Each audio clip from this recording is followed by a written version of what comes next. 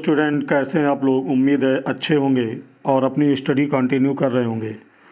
आज हम class 11 physics में चैप्टर 1 लेकर चल रहे हैं जो कि आपके सामने है।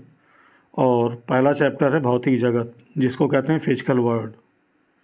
तो फिज़िक्स की शुरुआत 11th में इसी चैप्टर से होती है और ये कह लीजिए कि फ़िज़िक्स का इंट्रोडक्शन इसी चैप्टर से प्रारंभ होता है।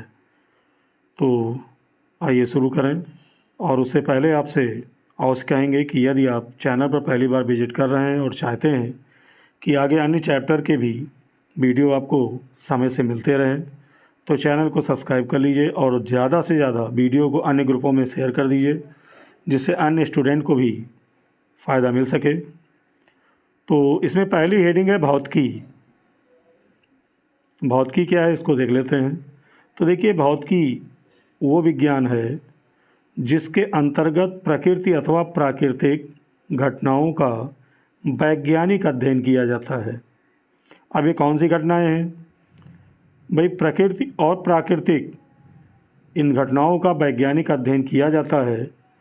तो कौन कौन सी घटनाएं हैं? तो सूर्य का उदय होना और सूर्य का अस्त होना, ऋतुओं का बदलना और चंद्रमा की गति, सूर्य तथा चंद्र ग्रहण आदि, ये सभी प्राकृतिक घटनाएं हैं जो आप देखते हैं कि प्रकृति में घटित होती हैं।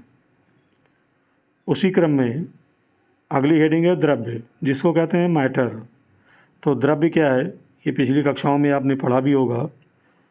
तो द्रव्य वह वस्तु जिसमें द्रव्यमान होता है, यानी प्रत्येक वह वस्तु जिसमें द्रव्यमान होता है और जो स्थान घेरती है और जिसका प्रत्यक्ष और अप्रत्यक्ष रूप से ज्ञानेंद्रियों द्वारा अनुभव किया जा सकता है।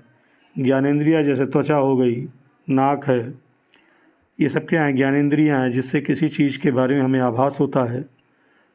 तो प्रत्येक वह वस्तु जिसमें द्रव्यमान होता है तथा जो स्थान घेरती है और जिसका प्रत्यक्ष और अप्रत्यक्ष रूप से ज्ञानेंद्रियों द्वारा अनुभव किया जा सकता है, द्रव्य कहलाता है। क्या कहलाता है? द्रव्य कहलाता है।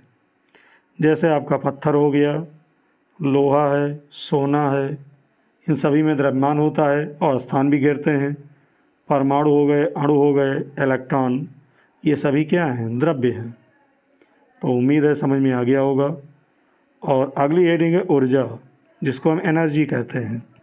तो आपने पिछली कक्षाओं से ही इसको पढ़ा है कि किसी वस्तु में जो कार्य करने की क्षमता होती है उसे ऊर्जा कहते हैं। यानी किसी वस्तु में जो कार्य करने की क्षमता होती है उसे हम क्या कहते हैं? ऊर्जा कहते हैं। जैसे ऊर्जा के कई प्रकार हैं। ऊष्मीय ऊर्जा हो गई, प्रकाश ऊर्जा, ध्वनि ऊर्जा, गतिज ऊर्जा, वैद्युत ऊर्जा, नाभिकीय ऊर्जा आदि सब ऊर्जा के क्या हैं? विभिन्न रूप हैं। अब अगली हेडिंग है जो कि मोस्ट इम्पॉर्टेंट है, आइंस्टीन का द्रव्यमान ऊर्जा समीकरण।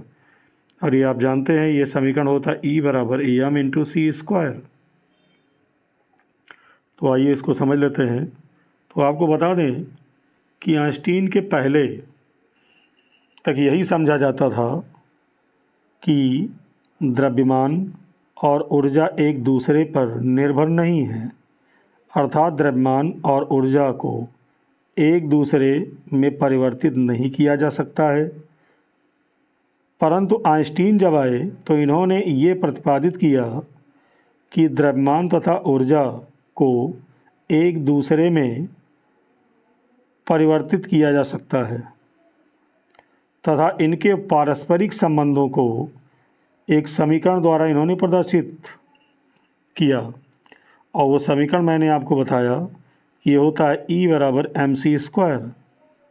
अब यहाँ m क्या है? तो m है आपका मास यानी द्रव्यमान, c क्या है? प्रकाश का वेग है, यानी निर्वात में जो प्रकाश की चाल होती है ये होती है 3 × 10⁸ मीटर पर सेकेंड।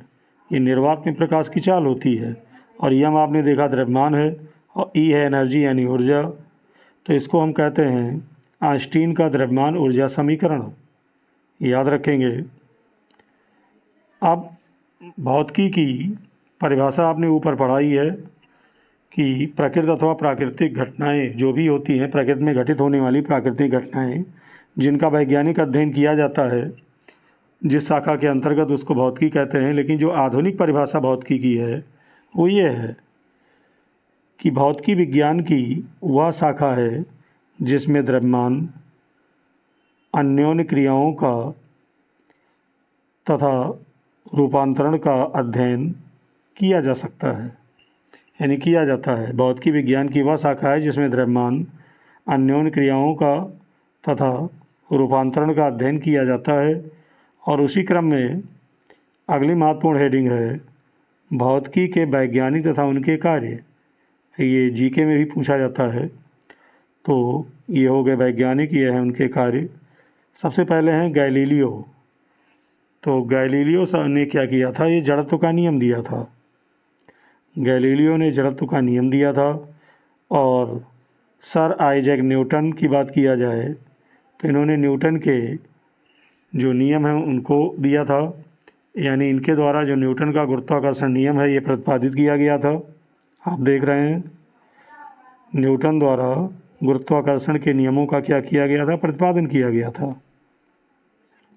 फिर है रॉबर्ट बायल। तो इनके द्वारा बायल का नियम काफ़ी प्रसिद्ध है, आपने पढ़ा ही है।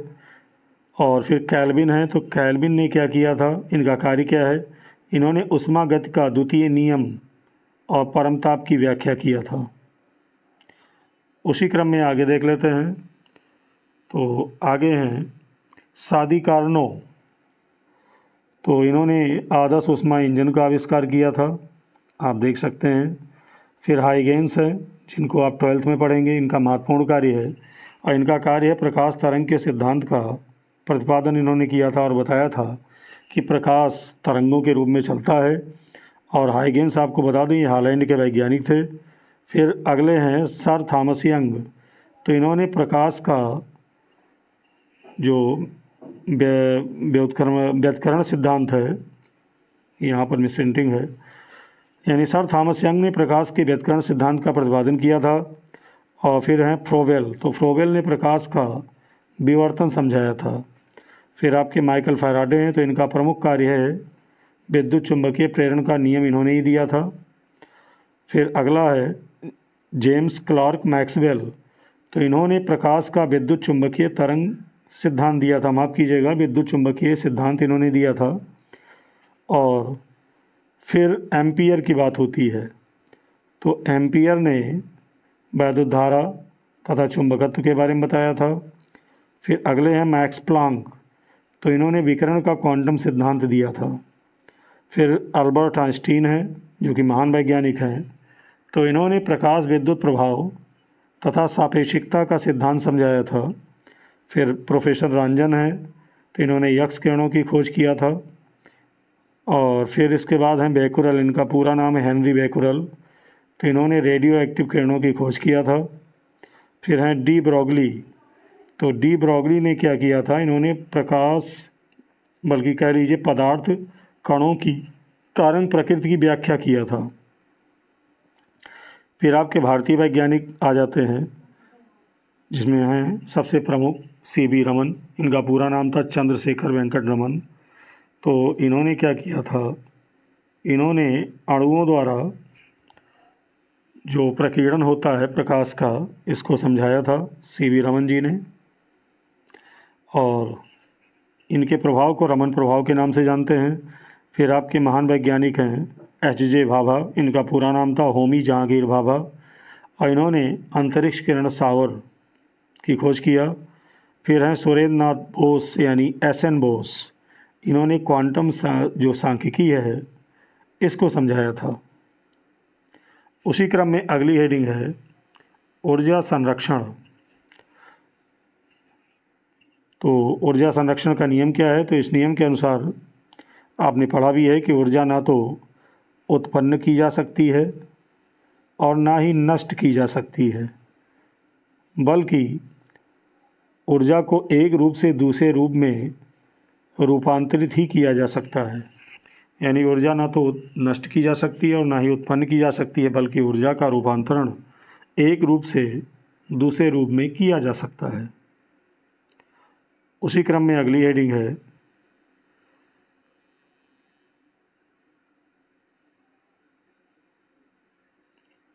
रेखीय संवेग संरक्षण। तो रेखीय संवेग संरक्षण का सिद्धांत क्या कहता है? तो ये सिद्धांत ये कहता है कि यदि कणों के किसी निकाय पर कार्य करने वाला बाह्य बल शून्य हो तो निकाय का रेखीय जो संवेग है ये संरक्षित रहता है, यानी नियत रहता है, और यही रेखीय संवेग संरक्षण का नियम है। तो उम्मीद है समझ में आ गया होगा। और उसी क्रम में अगली हेडिंग है कोणीय संवेग संरक्षण। कोणीय संवेग संरक्षण, तो ये नियम क्या कहता है? तो ये कहता है कि यदि कणों के किसी निकाय पर, यानी कोई निकाय यानी सिस्टम है जो कई कणों से मिलकर बना है, तो यदि कणों के किसी निकाय पर कार्य करने वाला बाह्य बल आघूर्ण शून्य हो तो निकाय का कोणीय संवेग ये संरक्षित रहता है, और यही कोणीय संवेग संरक्षण का नियम कहलाता है। तो उम्मीद करते हैं समझ में आ गया होगा। वीडियो अच्छा लग रहा हो तो लाइक कर दीजिए और ज़्यादा से ज़्यादा इन ग्रुपों में शेयर कर दीजिए। उसी क्रम में अगली हेडिंग है द्रव्यमान ऊर्जा संरक्षण। ये सभी हेडिंगें मोस्ट इम्पॉर्टेंट हैं, तो इनको आप अच्छी तरह समझेंगे और वीडियो को यदि आप रिपीट करके देखेंगे तो सारी चीज़ें आपको तैयार हो जाएंगी। तो देखते हैं द्रव्यमान ऊर्जा संरक्षण का नियम क्या है। तो आइंस्टीन के अनुसार अगर बात करें तो द्रव्यमान तथा ऊर्जा अलग अलग, यानी अलग अलग इनका अस्तित्व नहीं होता है। तो आइंस्टीन ने यही बताया कि द्रव्यमान तथा ऊर्जा अलग अलग अस्तित्व वाली भौतिक राशियाँ नहीं हैं, बल्कि एक ही राशि के ये रूप हैं। और इन्होंने ये भी बताया कि द्रव्यमान को ऊर्जा में तथा ऊर्जा को द्रव्यमान में बदला जा सकता है।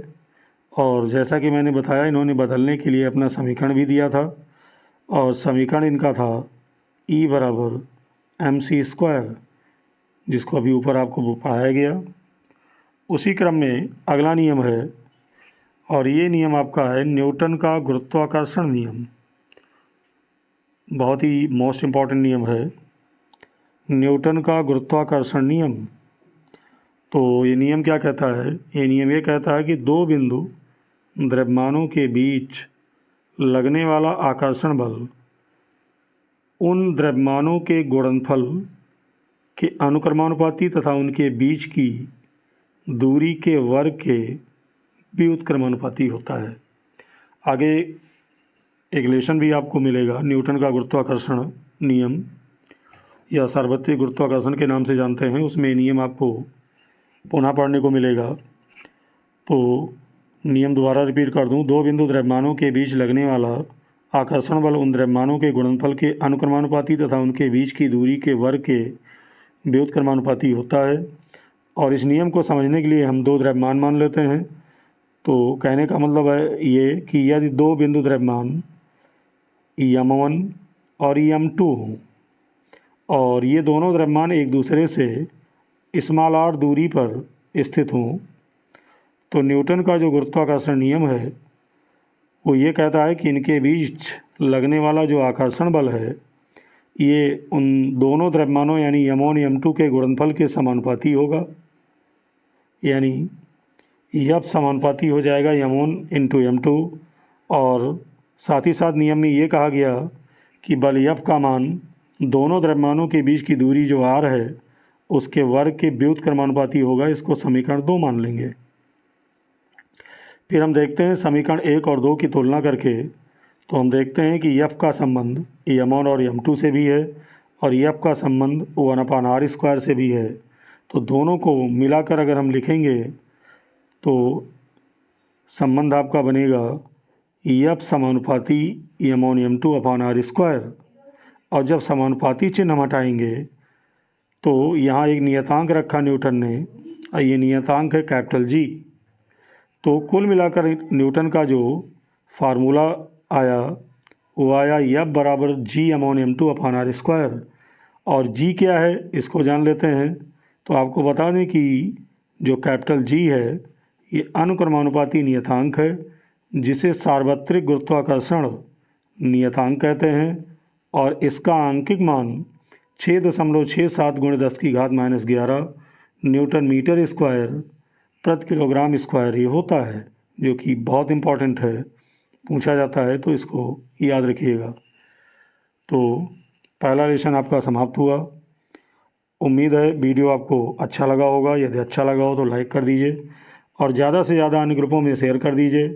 और चाहते हैं कि इसके आगे के लेसन के भी वीडियो आप तक पहुंचते रहें तो चैनल को सब्सक्राइब कर लीजिए। बहुत बहुत धन्यवाद।